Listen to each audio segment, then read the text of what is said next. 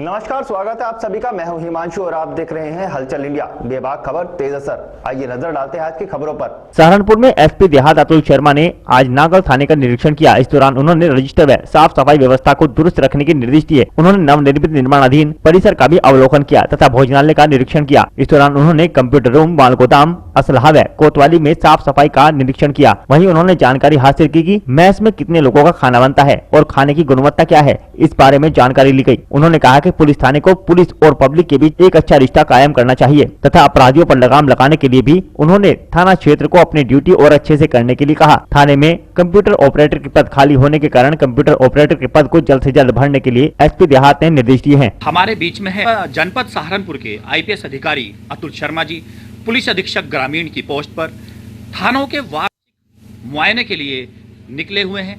आज नागल में है, जानकारी करेंगे सर से कि किस प्रकार मुआयने में क्या चीजें थाने में पूरी हैं या क्या क्या कमी पाई गई हैं। देखिए, ये हर थाने में जो है वार्षिक और अर्धवार्षिक निरीक्षण होता है।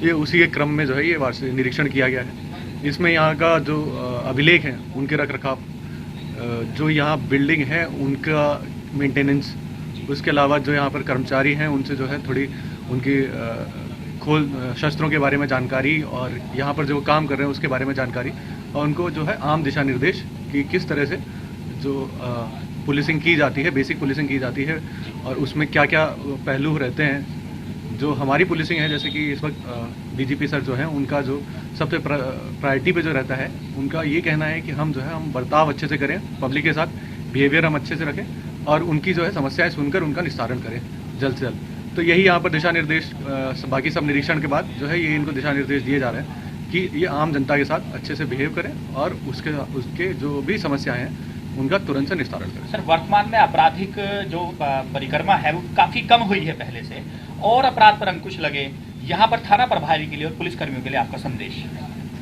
बिल्कुल, जैसा कि आप बता रहे हैं कि इसमें अपराध में अंकुश लगा है और हमारा निरंतर यही प्रयास है कि हम अपराध और अपराधियों के खिलाफ निरंतर कार्रवाई करते रहें ताकि इसमें गिरावट आए। हमारी तरफ से यही हमेशा रहती है कि कोई भी आपराधिक गतिविधि जो करता है उसके बारे में बेसिक पुलिसिंग, बीट पुलिसिंग से उसके बारे में पता करें, जो कि हमारा कांस्टेबल लेवल है।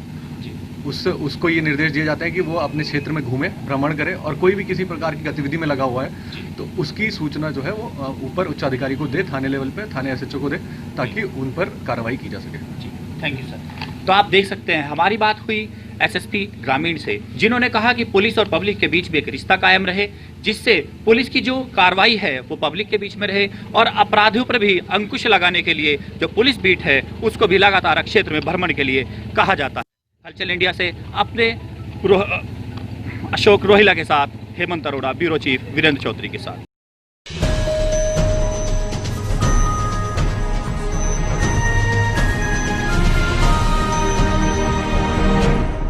मुजफ्फरनगर के भोपा बाईपास पर बाइक सवारों को डीसीएम ने टक्कर मार दी, जिसमें बाइक सवार गंभीर रूप से घायल हो गया। दरअसल पूरा मामला नई मंडी थाना क्षेत्र के भोपा रोड का है, जहां भोपा बाईपास पर एक डीसीएम के द्वारा दो बाइक सवारों को टक्कर मार दी गई, जिसमें एक बाइक सवार गंभीर रूप से घायल हो गया। गंभीर घायल बाइक सवारों को जिला चिकित्सालय पहुंचाया गया। वहीं मौके पर पहुंचे पुलिस अधिकारियों ने मामले की जानकारी ली। बताया जा रहा है कि प्रत्यक्षदर्शियों ने भागकर डीसीएम चालक को कार सहित पकड़ लिया और तुरंत पुलिस को सूचना दी, जिसके बाद पुलिस ने डीसीएम चालक को हिरासत में ले लिया है।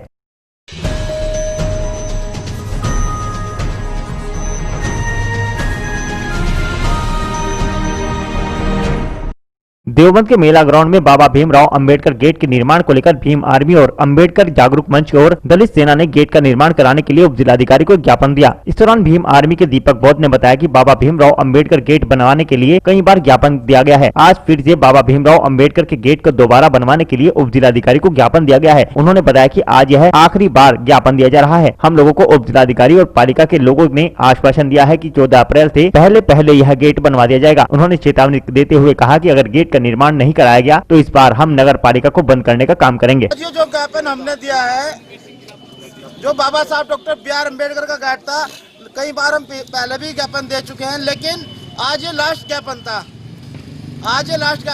एसडीएम महोदय और जो नगर पालिका की तरफ से जो लोग आए थे उन लोगों ने आश्वासन दिया कि 14 अप्रैल से पहले आप लोगों का गेट मेला ग्राउंड के अंदर बन जाएगा। और सम्मानित साथियों, आप लोग यहाँ सब सुन रहे हैं, प्रशासन के लोग भी सुन रहे हैं, मीडिया बंधु भी सुन रहे हैं और आप तमाम नौजवान साथी भी सुन रहे हैं।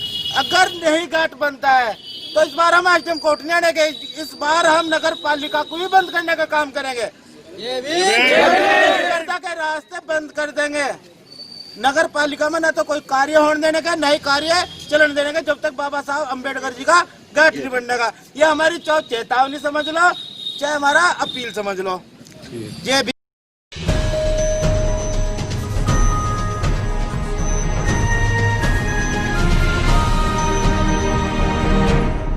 देवबंद में किसानों की समस्याओं को लेकर पश्चिमी प्रदेश मुक्ति मोर्चा द्वारा रोड शो निकाला गया। साथ ही एक ज्ञापन उप जिलाधिकारी के माध्यम से महामहिम राज्यपाल को भेजा गया। इस दौरान पश्चिमी प्रदेश मुक्ति मोर्चा के प्रदेश उपाध्यक्ष मुफ्ती असद काजमी ने मीडिया से बात करते हुए बताया कि किसानों के ऊपर जो अत्याचार हो रहे हैं और 3 काले कानून जो लाए गए हैं, किसान इन कानूनों से खुश नहीं है। इसी कारण किसान दिल्ली के अंदर आंदोलन कर रहे हैं। उन्होंने बताया कि आज जो है मार्च निकाला गया, इसका मकसद भी यही है। ऐसे कानून बनाए गए हैं जिससे किसान खुश नहीं है, वो सरकार से बराबर इन कानूनों को वापस ले जाने की मांग कर रहे हैं। ये पश्चिम प्रदेश मुक्ति मोर्चा की जानिब से जो आंदोलन किया जा रहा है, वो तमाम ही लोगों को मालूम है कि किसानों के ऊपर जो अत्याचार किया जा रहा है और 3 काले कानून जो लाए गए हैं, किसान उस कानून से खुश नहीं है। इसीलिए किसान जो है दिल्ली के अंदर आंदोलन कर रहे हैं और आज जो ये मार्च निकाला गया है, उसका मकसद भी यही है। ऐसे कानून बनाए गए जिससे किसान खुद खुश नहीं है और वो सरकार से बराबर ये मांग कर रहे हैं कि इन काले कानूनों को वापस लिया जाए, लेकिन सरकार की कान पर जू नहीं लग रही। और इससे सिर्फ किसानों का नुकसान ही नहीं, इससे पूरे मुल्क का नुकसान है, क्योंकि महंगाई की मार जो है पूरे मुल्क के ऊपर पड़ेगी, किसानों के ऊपर सिर्फ नहीं पड़ेगी। किसान तो अपने खाने पीने के लिए खेती के अंदर से बचा के रख सकता है, लेकिन एक आम आदमी जो दूसरी दुकानों से खरीदेगा, अडानी अंबानी के गोदामों से खरीदेगा, उससे पूरे मुल्क को नुकसान है। उसी को लेकर ये जो आज रैली निकाली गई, मार्च निकाला गया है। देखिए, पश्चिम प्रदेश मुक्ति मोर्चा जहां अलग राज्य की लड़ाई लड़ रहा है, वहीं इस देश के अन्नदाता किसानों की लड़ाई बराबर मजबूती से लड़ता आ रहा है। जिस तरह से 60 दिन हो गए हैं, 2 महीने के से अधिक आंदोलन करते हुए हमारे देश के लाखों अन्नदाता किसानों को दिल्ली में डेरा जमाए हुए हैं, और जिस तरह से देश के प्रधानमंत्री और केंद्र सरकार ये 3 काले कानून लेकर आई है, इन 3 काले कानूनों से जहां इस देश का किसान बर्बाद होगा, वहां आम नागरिक, आम उपभोक्ता बर्बाद हो जाएगा और ये देश बर्बाद हो जाएगा, एक बार फिर गुलाम हो जाएगा। तो भारतीय जनता पार्टी की प्रदेश और केंद्र सरकारें देश को एक बार फिर गुलामी की जंजीरों में धकेलना चाहती हैं, जिसके लिए इस देश का अन्नदाता किसान आज खड़ा हो चुका है। हम प्रदेश सरकार का भी ध्यान दिलाना चाहते हैं कि उत्तर प्रदेश सरकार ने अभी तक गन्ने का लाभकारी रेट 600 रुपये क्विंटल घोषित नहीं किया है। 2.5-3 महीने गन्ना सीजन को चलते हुए हो गए हैं। उत्तर प्रदेश में अभी तक भारतीय जनता पार्टी योगी सरकार ने गन्ने का लाभकारी रेट घोषित नहीं किया है, और पिछले वर्षों का भी 2000 करोड़ रुपए उत्तर प्रदेश की चीनी मिलों पर बकाया है। और पिछले वर्षों में जो देरी से चीनी मिलों ने गन्ना भुगतान किया है, उस पर लगा ब्याज 5000 करोड़ रुपए 119 चीनी मिलों पर उत्तर प्रदेश में बकाया है, जिसमें हाई कोर्ट और सुप्रीम कोर्ट ने आदेश किया हुआ है कि किसानों को ब्याज दिया जाए।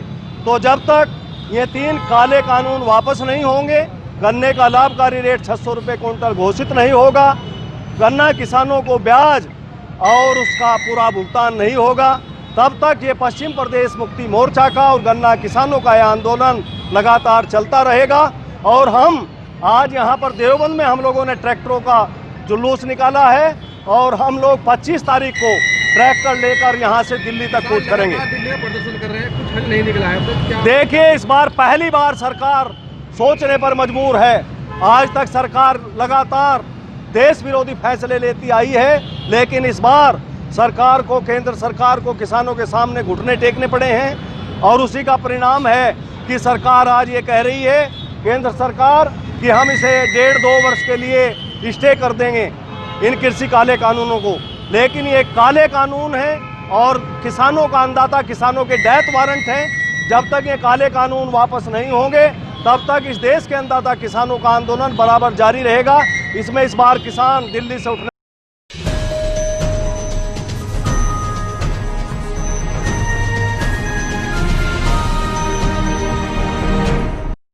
मुजफ्फरनगर के रामराज थाना क्षेत्र के हुसैनपुर निवासी युवक रणवीर पुत्र चरण सिंह का भारतीय स्टेट बैंक की रामराज शाखा में बचत खाता है। रणवीर ने जानकारी देते हुए बताया कि बैंक की लापरवाही के कारण उसके खाते में किसी अन्य का आधार कार्ड लिंक हो गया है। जिसका आधार कार्ड लिंक हुआ है वह व्यक्ति उसके खाते से लगातार पैसे निकाल रहा है। इसकी जानकारी रणवीर को एक सप्ताह पहले तब लगी जब वह गन्ने की पेमेंट को अपने बैंक खाते से निकालने के लिए एटीएम पहुंचा था। इसकी शिकायत करने के लिए जब रणवीर रामराज शाखा में पहुंचा तो वहां पर मौजूद शाखा प्रबंधक पहले तो कई दिनों तक गोलमोल जवाब देता रहा। फिर कई दिन बीत जाने के बाद जब फिर से रणवीर बैंक पहुंचा तो शाखा प्रबंधक ने रणवीर के साथ दुर्व्यवहार करते हुए रणवीर की बैंक पासबुक फेंक दी तथा शाखा से निकल जाने की बात कही। बैंक से न्याय न मिलता देख रणवीर ने रामराज थाने में पहुंचकर उसके खिलाफ धोखाधड़ी तथा शाखा प्रबंधक के दुर्व्यवहार के खिलाफ तहरीर देते हुए न्याय की गुहार लगाई। रामराज थाना प्रभारी सत्येंद्र नागर का कहना है कि मामले की जांच की जा रही है। मेरा खाता स्टेट बैंक में है, मेरे अकाउंट से पैसे निकल रहे हैं आधार कार्ड से।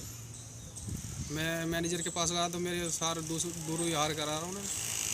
किस बैंक में खाता है आपका? स्टेट बैंक में। कहाँ? भारतीय स्टेट बैंक रामराज।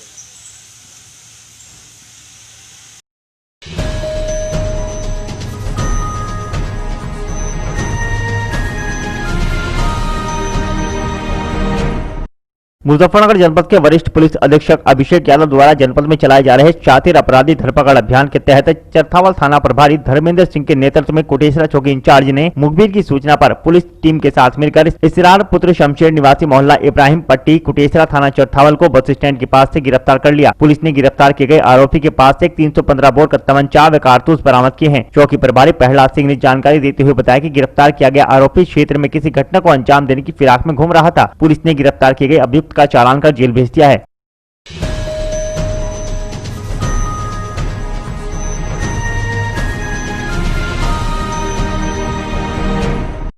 जनपद सहारनपुर की कोतवाली तीतरो पुलिस ने फरार चल रहे दहेज हत्या के आरोपी को शुक्रवार को गिरफ्तार कर जेल भेज दिया है। वरिष्ठ इंस्पेक्टर विशाल कुमार श्रीवास्तव के नेतृत्व में तेजतर्राल बहलोलपुर चौकी प्रभारी स्वाति रानी व सब इंस्पेक्टर अशोक कुमार ने मुखबिर की सटीक सूचना के बाद दहेज हत्या में नामजद आरोपी बेड़खेड़ी मुस्लिम निवासी रघुवीर को घेराबंदी कर गिरफ्तार करने में बड़ी कामयाबी मिली है। थाना प्रभारी विशाल कुमार श्रीवास्तव के अनुसार पकड़ा गया आरोपी चीमा फार्म बेड़खेड़ी मुस्लिम का रहने वाला है। आरोपी के विरुद्ध 2 जनवरी को दहेज हत्या का मुकदमा दर्ज हुआ था, तभी से वह फरार चल रहा था। लेकिन आज पुलिस ने टीम बनाकर कई जगह पर दबिश दी। उसके बाद मुखबिर की सटीक सूचना पर अभियुक्त को गिरफ्तार कर जेल भेज दिया गया है।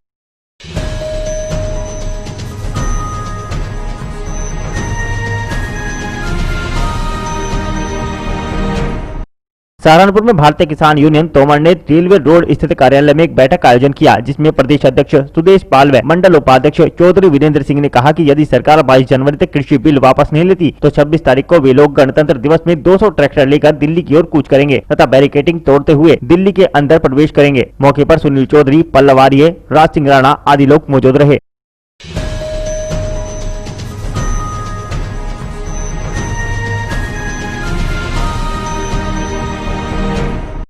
बागपत जिला प्रशासन कुछ दिन पूर्व गाजियाबाद के मुरादनगर में हुए शमशान घाट हादसे के बाद भी सबक नहीं ले रहा। दरअसल मामला बागपत के पुराना कस्बा स्थित शमशान घाट का है, जहां शहर की गलियों से निकलने वाला गंदा पानी घुस चुका है और अंतिम क्रिया स्थल तक यह पानी पहुंच चुका है, जिसके चलते यहां लोगों को शवों का अंतिम संस्कार करने के लिए काफी समस्याओं का सामना भी करना पड़ रहा है। आज सुबह ओम प्रकाश नाम के शख्स का शव लेकर शमशान घाट पहुंचे। क्षेत्रवासियों ने जब शमशान घाट की हालत देखी तो इसकी शिकायत अधिकारियों से की। क्षेत्रवासियों का कहना है कि अधिकारियों ने उनका फोन तक उठाना मुनासिब नहीं समझा, लेकिन यह सोचने वाली बात है कि पड़ोसी जनपद में शमशान घाट में एक बड़ा हादसा हो चुका है, जिसमें 25 लोगों की जान भी जा चुकी है। उसके बाद भी बागपत प्रशासन अनजान बना हुआ है, क्योंकि बागपत के शमशान घाट में न सिर्फ निचले सतह पर पानी भरा हुआ है बल्कि इसके पिलर पर भी पानी पहुंच चुका है, जिसके चलते कभी भी हादसा हो सकता है। शमशान घाट का मामला आज हमारे मोहल्ले में श्री ओम प्रकाश जी हैं, रिटायर्ड है PWD से। इनकी डेथ हो गई थी। जब हमने आगे यहाँ देखा तो हालात इतने खराब मिले, चारों तरफ पानी भरा पड़ा।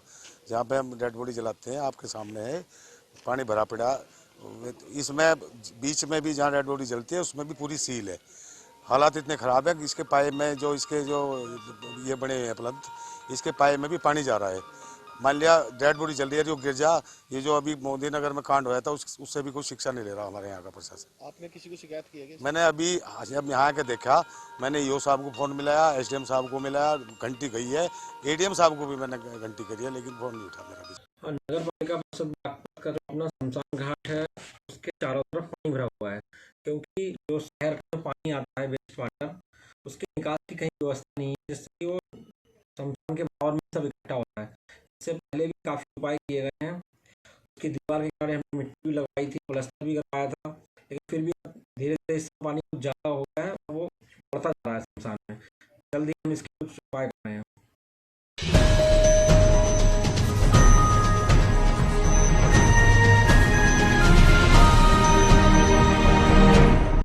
कृषि कानूनों के विरोध में बुधवार को भड़ल गांव में अनिल राणा के आवास पर किसानों की पंचायत हुई। पंचायत में चौगामा चौधरी कृष्णपाल राणा ने कहा कि सरकार जबरन किसानों पर काले कानूनों को थोपना चाहती है, जिसे किसान किसी भी कीमत पर बर्दाश्त नहीं करेंगे। किसान 26 जनवरी को दिल्ली में हर हाल में ट्रैक्टर परेड निकालेंगे, जिसके लिए चौगामा क्षेत्र के किसान 25 जनवरी को ही अपने ट्रैक्टरों को लेकर दिल्ली बॉर्डर के लिए रवाना होंगे। किसान शांतिपूर्ण ढंग से अपना आंदोलन चला रहे हैं। परेड भी शांतिपूर्ण ढंग से ही निकाली जाएगी। पंचायत में चौहान खाप चौधरी विवेक चौहान ने कहा कि ट्रैक्टरों की भीड़ ऐतिहासिक होगी। किसान अपना हक लेकर रहेंगे। क्षेत्र के किसान दिल्ली बॉर्डर पर अपनी संख्या बढ़ाते ही जाएंगे। सरकार को किसान अपनी एकता दिखाएंगे। पंचायत की अध्यक्षता कृष्णपाल राणा व संचालन सुरेश राणा ने किया। आज मीटिंग क्षेत्र की कमेटी बनाई हुई है लोगों की इच्छा अनुसार। भाई जो सरकार के बिल हैं ये हम किसानों को अपने लाभकारी नहीं लग रहे। तो ये जैसे SIO है सरकार के साथ, भाई आप क्या नाम है, ये क्यों हम पे भाई थोपड़ा चाह रहे।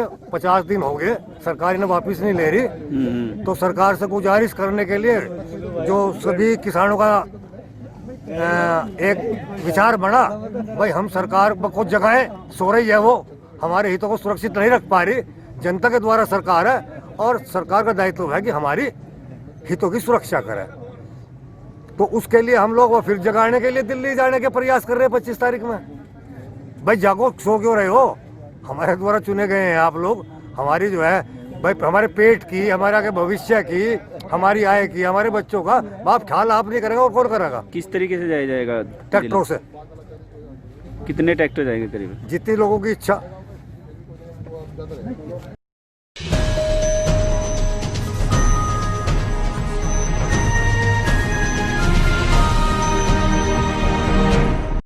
सरकारी गैर सरकारी स्कूली संस्थाओं की तर्ज पर निजी स्कूलों को खोले जाने की मांग को लेकर सामाजिक कार्यकर्ता जिलाधिकारी से मिले। मुख्यमंत्री के नाम लिखा ज्ञापन जिलाधिकारी को देते हुए स्कूलों को खोले जाने की मांग की। दरअसल मामला बागपत के जिला मुख्यालय का है, जहां आज सामाजिक कार्यकर्ता समाज सेवी को एक प्रतिनिधिमंडल जिलाधिकारी राजकमल सिंह यादव से मिलने के लिए पहुंचा और मुख्यमंत्री योगी आदित्यनाथ के नाम लिखा एक ज्ञापन देते हुए अवगत कराया कि कोविड-19 के चलते निजी स्कूल बंद पड़े हैं। कक्षा 1 से 8 तक के बच्चों का भविष्य अंधकार में। वहीं स्कूलों में कार्य करने वाले अध्यापक, कर्मचारी व अन्य लोग भुखमरी की कगार पर पहुंच चुके हैं। देश में cinema hall, mall, restaurant, marriage home, यहां तक कि चुनावी रैली एवं कार्यक्रम भी किए जा रहे हैं, लेकिन स्कूली संस्थाएं बंद हैं। ज्ञापन के द्वारा मुख्यमंत्री से कक्षा 1 से 8 तक के निजी स्कूलों को शीघ्र खुलवाने की मांग की गई। इस दौरान समाज सेवी डॉक्टर RRD उपाध्याय, जितेंद्र कुमार आर्य, भूपेंद्र वशिष्ठ, हरेंद्र आर्य, हिमांशु, रविंद्र कुमार आदि मौजूद रहे। इस समय वर्तमान में हम देखेंगे कि पूरे प्रदेश में जो विद्यालय है सब बंद है। जो बच्चे हैं जो अभी उनका तो भविष्य अंधकार में जा ही रहा है, साथ साथ में जो विद्यालय से संबंधित जो प्रबंधक है, इसके अलावा जो वहाँ के अध्यापक है, जो विद्यालयों में काम करने वाले जो कर्मचारी है, वो 2 वक्त की रोटियां तक नहीं जुटा पा रहे। किसी प्रकार का आय का स्रोत तो नहीं उनका। जब पूरे देश के अंदर रेस्टोरेंट खोले जा चुके हैं, शादी समारोह हो रहे हैं, धार्मिक संस्थानों में आयोजन कार्यक्रम हो रहे हैं, खेलों का आयोजन हो रहा है, फिर विद्यालयों पर सरकार इतनी कठोर क्यों रवैया अपना रही है? विद्यालय खुलना बहुत आवश्यक, आज बहुत बड़ी रिक्वायरमेंट है। पूरा 1 वर्ष हो गया, बच्चों का जीवन अंधकार में हो रहा है। बच्चों का जो आपकी जो उनका एजुकेशन लेवल है बिल्कुल खत्म होता जा रहा है। और साथ साथ में जो अध्यापक जो वर्ग है वो कितनी बुरी परिस्थिति से जूझ रहा है, इसकी कल्पना भी की यदि व्यक्ति करे तो मन थर्राता है। तो एक सामाजिक दायित्व होने के नाते, एक सामाजिक कार्यकर्ता होने के नाते हम मुख्यमंत्री से अनुरोध करते हैं कि प्रदेश के सारे विद्यालयों को खोला जाए।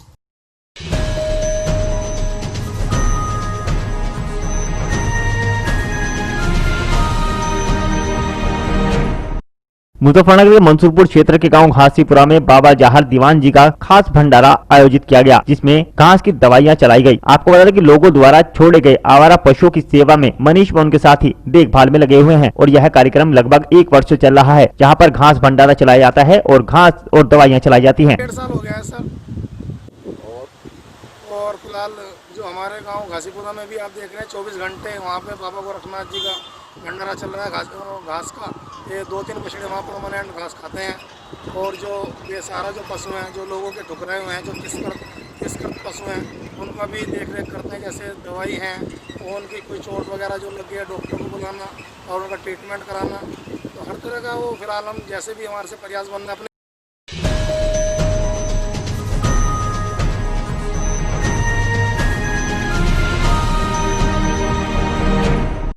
मुजफ्फरनगर के मंसूरपुर क्षेत्र के गांव खानोपुर में विद्युत विभाग ने मीटर अभियान चलाया, जहां पर घरों पर मीटर नहीं थे वहां पर विद्युत विभाग की टीम पुलिस के साथ पहुंची और कनेक्शन लेने की अपील की। आपको बता दें कि मंसूरपुर क्षेत्र के गांव खानोपुर में विद्युत विभाग ने जिला अधिकारी के आदेशों पर अभियान चलाया, जहां पर उन्होंने चोरी से बिजली चलाने वालों पर चेकिंग अभियान चलाया और यहाँ पर इस दौरान पुलिस बल भी तैनात रहा।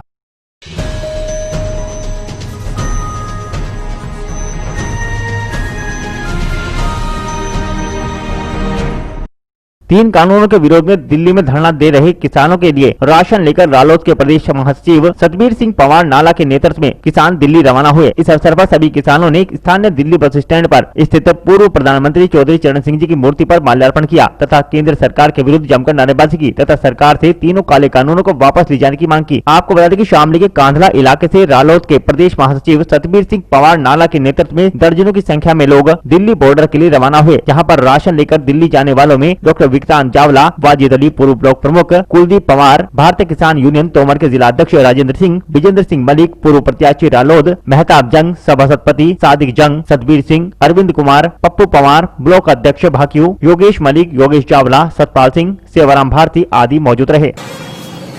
जिस तरीके से इस सरकार ने किसान के खिलाफ एक 3 कानून सरकार लाई थी, आज लगातार जब से कानून आया था जब से लगातार विरोध किसान कर रहे हैं और ये बहरी और गूंगी सरकार इस किसान की बात सुनने को तैयार नहीं है। और मैं कह देना चाहता हूं कि अगर सरकार अपनी जिद पर अड़ी है तो किसान पीछे हटने वाला नहीं है। जब तक ये कानून वापस नहीं होंगे किसान वापस नहीं हटेगा। इनको वापस करा के ही किसान दिल्ली से वापस आएगा। और 26 तारीख में किसान पूरे देश से किसान ट्रैक्टर लेकर के अपने ट्रैक्टर लेकर के दिल्ली में पहुंचेंगे और किसान वहां पर झंडा फहराने का काम करेगा।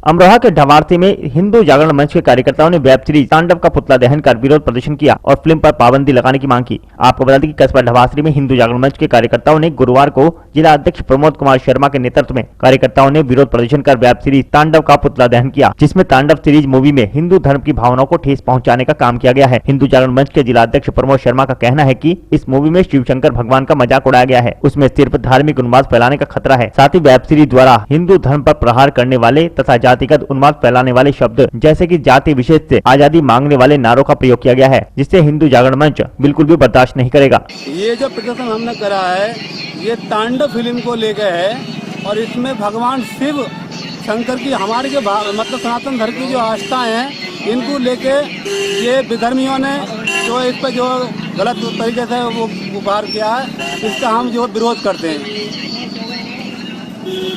ये विरोध प्रदर्शन कहाँ पर हुआ है? ये कस्बा ढवारती में किया गया है और ये विधर्मी जितने भी हैं ये सब हमारी जो भावनाओं पर ठोस पहुंचाते हैं, इसलिए हम इनका जो है विरोध करते हैं।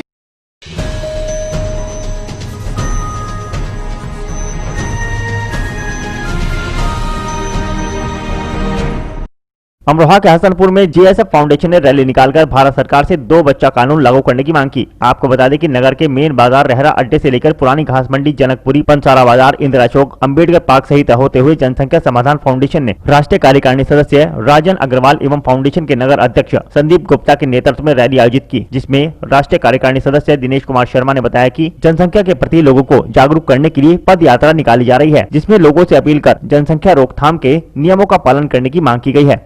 जनसंख्या समाधान फाउंडेशन लगातार पिछले 7 वर्षों से इस विषय पर काम कर रहा है और भारत सरकार से मांग कर रहा है कि देश में सख्त जनसंख्या नियंत्रण कानून बने। ऐसा कानून 2 बच्चों के बाद अगर किसी दंपत्ति को तीसरे बच्चे की उत्पत्ति हो तो उसका वोट का अधिकार और उसे मिलने वाली राज्य या केंद्र से सरकार से मिलने वाली कोई भी सुविधाएं वो समाप्त कर दी जाए। इस विषय पर जनसंख्या समाधान फाउंडेशन काम कर रहा है और इस पर पिछले 3 वर्ष पहले माननीय राष्ट्रपति महोदय जी को 125 सांसदों का हस्ताक्षर युक्त मांग पत्र भी सौंपा जा चुका है और आज हसनपुर में जागरूकता रैली जनसंख्या समाधान फाउंडेशन की तरफ से निकाली जा रही है ताकि लोग जागरूक हों और अपनी मांग को पुरजोर रूप से उठाएं और देश में सख्त जनसंख्या नियंत्रण कानून बने। हमारी मांग मान्य भारत सरकार से लगातार ऐसे ही जब तक कानून नहीं बन जाता मांग हमारी जारी रहेगी।